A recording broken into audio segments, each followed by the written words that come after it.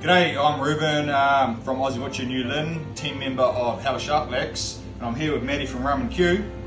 Hey guys, today Reuben and I are going to run through preparation of a Christmas ham. We're going to get rid of the skin, we're going to score the fat, season it, we're going to put it in the barbecue, and then we're going to glaze it and carve it. What you're going to do to start off with is you're just going to get your fingers under the skin here, and that's under the skin between the fat, because you want to leave as much as that on possible, because when you score it, that's what the glaze is going to stick to.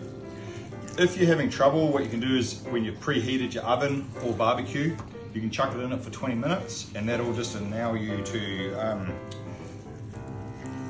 make the skin come off a lot easier. And what we're going to do here quickly, you're just going to put some little crosses around here,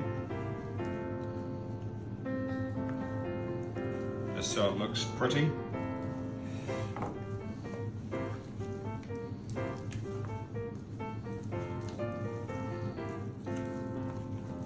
Don't just pull hard, because you will just pull sometimes a bit too much excess off. You're sort of scoring deep, but you don't want to go right into the meat. Just sort of nice, even strokes coming across. Always look for, when you're purchasing your ham, is that it is 100% New Zealand pork, because that is going to support New Zealand farmers, and that's what we're all about.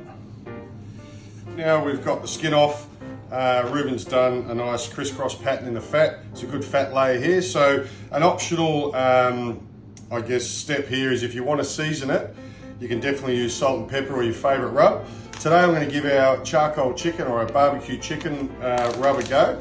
This one's brand new, but you know, rubs are in essence seasoning. So a lot of our rubs are multi-purpose. There's no need to just use rib rocker on pork, use it on beef.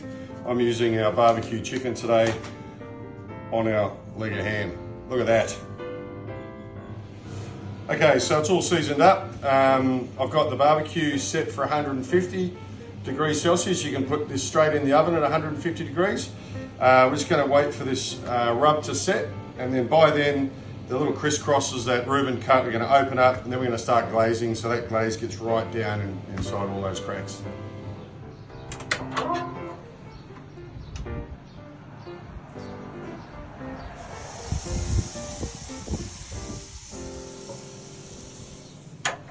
Okay, so it's been about an hour. That fat should have separated by now, so it's time to glaze. Just going to use our Rum Que Christmas glaze. Now this has got a little bit of clove in it, so there's no need to really put any cloves in those crisscrosses. We've saved you the effort. All right, so that's looking pretty good. I'm just going to get in here. Can you hold that lid up?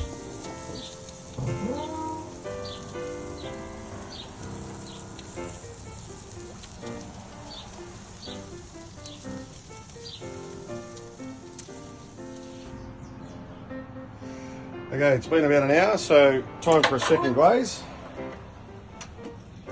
Could definitely do with a top up. And then this will be the last that needs.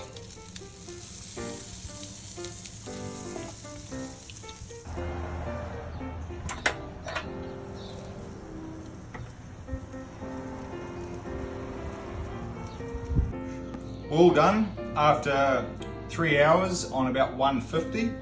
Matt's done a beautiful glaze here. As you can sort of see, the nice crisscrosses is all popped up, and it's a lovely glaze, all ready to go.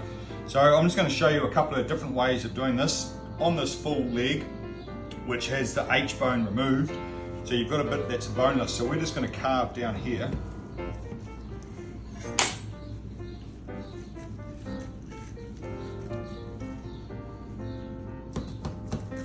Which is exposing that bottom part of the bone.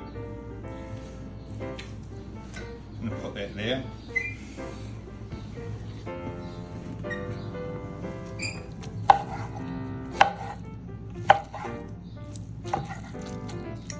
Right, most people that are going to purchase a ham or get given a ham, if you're lucky enough, is going to be a half a ham. So these are sort of, if you sort of stand it upwise, and what we're going to do is we're going to carve down. In doing so, if you come across the bone, you're just going to run it along.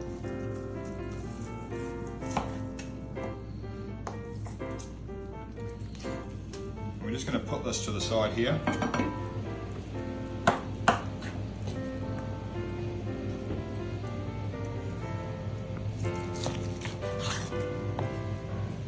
And then we can do nice, going with the grain,